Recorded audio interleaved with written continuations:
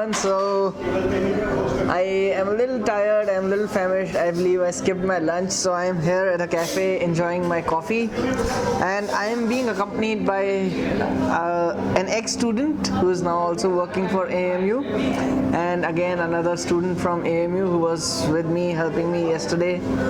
So I'm gonna have some conversations with them about what is modern Aligarh, what does the youth do here, where do they party, where do they find their source of entertainment.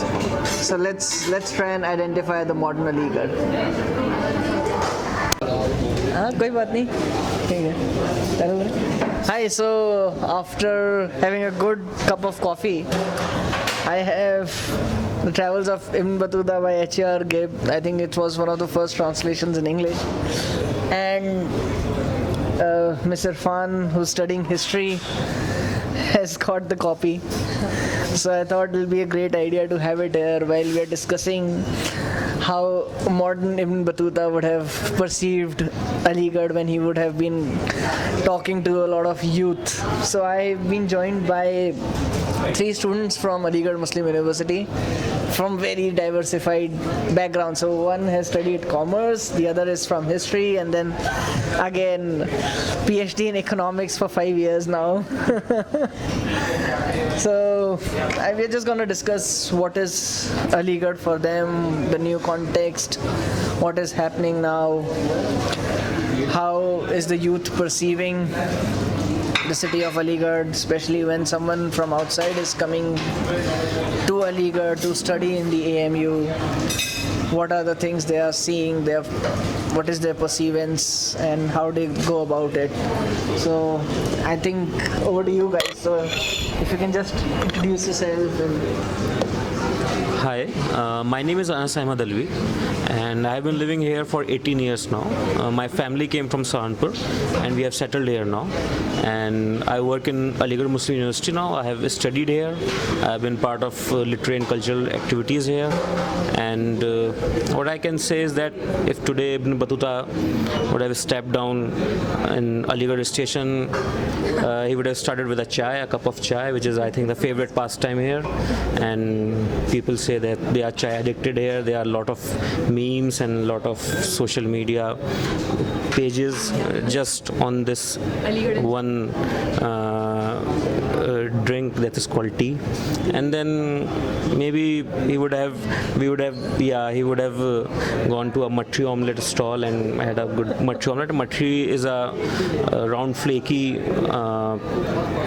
pastry, or you can say it's a bread. It's a bread, and it's eaten with omelette or fried egg. And then maybe he would have looked around the AMU campus. It's a very vibrant campus here, and then I don't know. I don't think we have a very good non-veg food here. I'm talking on just level of the food quality here, and but there are these famous chai points and very famous addas, you can say, where people like to spend their time. I have spent almost all of my commerce graduation days there. So you spend basically when you are in your graduation days, or maybe you're in your PhD days, you spend your whole day there. People come and people go, and the chai comes and so you mean to say the chai stall is where the real education is? It's actually true. It's where the real education happens, not in the classrooms, I think. Nice. The chungi wala place. Yeah, no, there are many places around the campus, in the campus. So that's my take.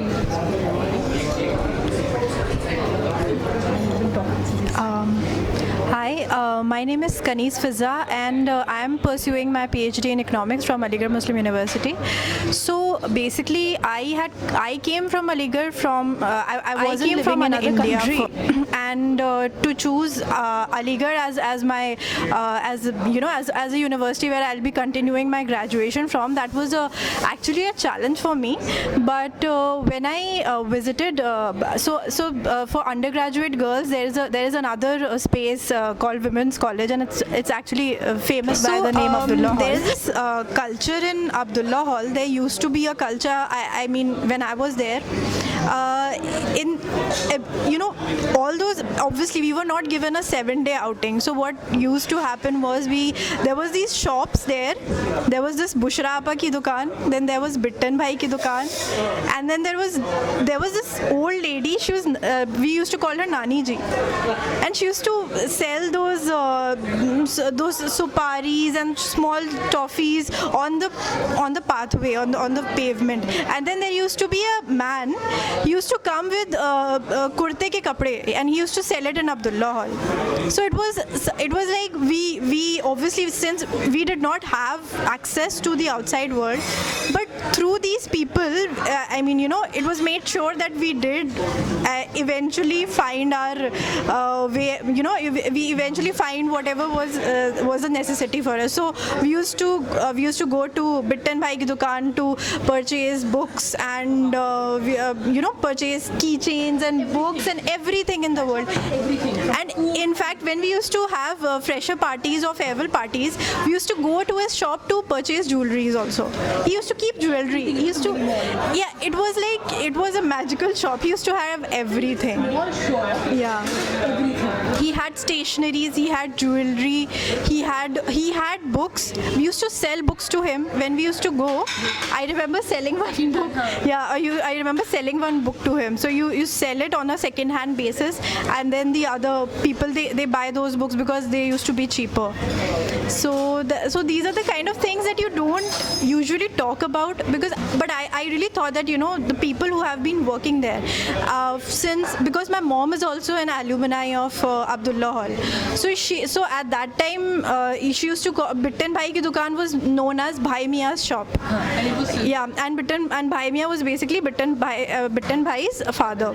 So when I went to Abdullah Hall, my mother was like, Bhai Mia kaise hai? How is Bhai Mia? And I was like, Bhai Mia is no more. Bittan Bhai has taken over. So these are the little things of Abdullah Hall that you want to mention at platforms like these, because these are the people who make that place worth surviving. Because without them, that place it's very difficult. Yeah, that's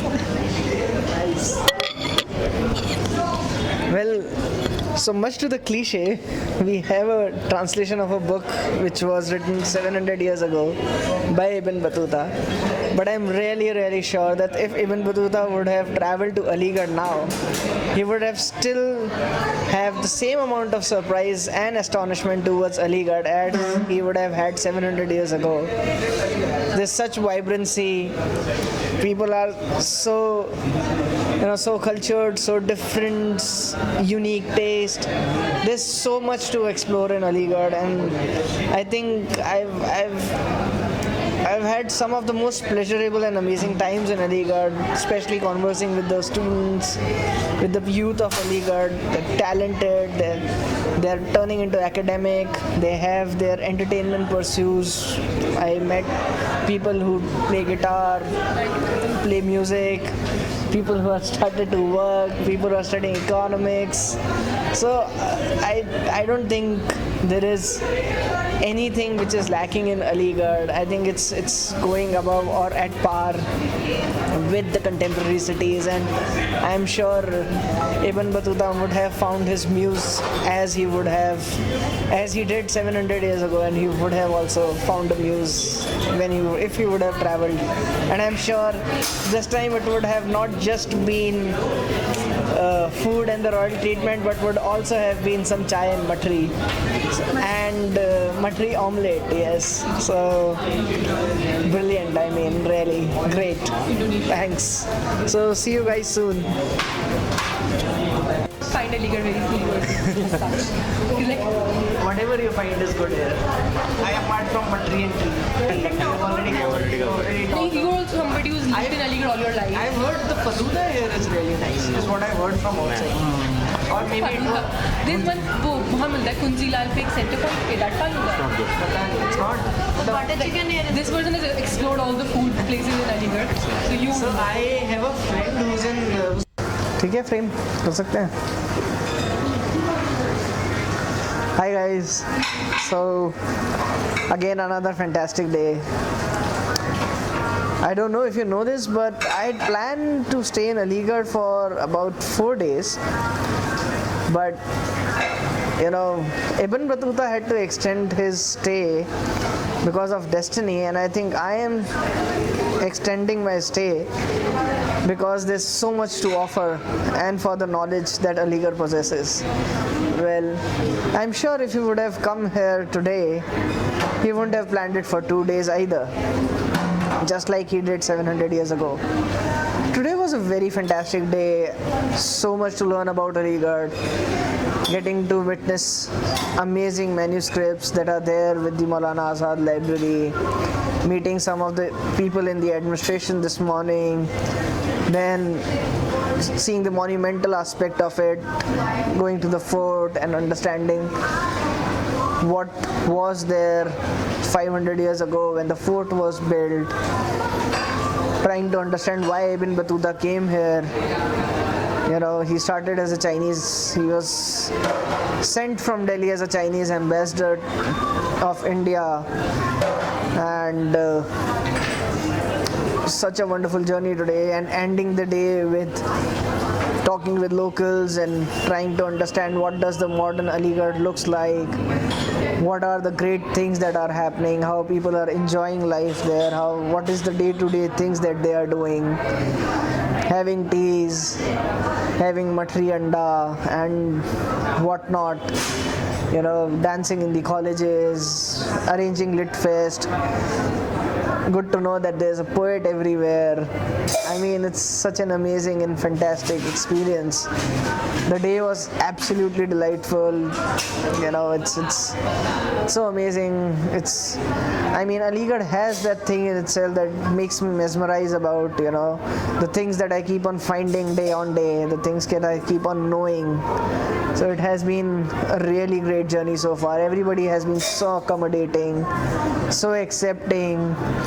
Everybody is there to help. Everybody is opening their doors to the knowledge and the wisdom that they possess, and then they're ready to share it with the world. I mean, it has been a really great experience. We have understood or gone through the culture, the culinary, the education system, the rich heritage and whatnot. And tomorrow again it holds a great thing for us, because tomorrow we're going to meet few people in the administration. We're going to see the industrial side of Aligarh. We're going to see why the place is called Tala Nagri. We're going to visit few export houses and probably have some more conversations over the culture that Aligarh possesses. So let's have another look at Aligarh from a different lens and try and understand what is it that is providing so much occupation to the people, to the local people, what is happening in the farming, what is happening in the industrial sector, what are the people exporting, how are the things going by in Aligarh. So let's do that tomorrow.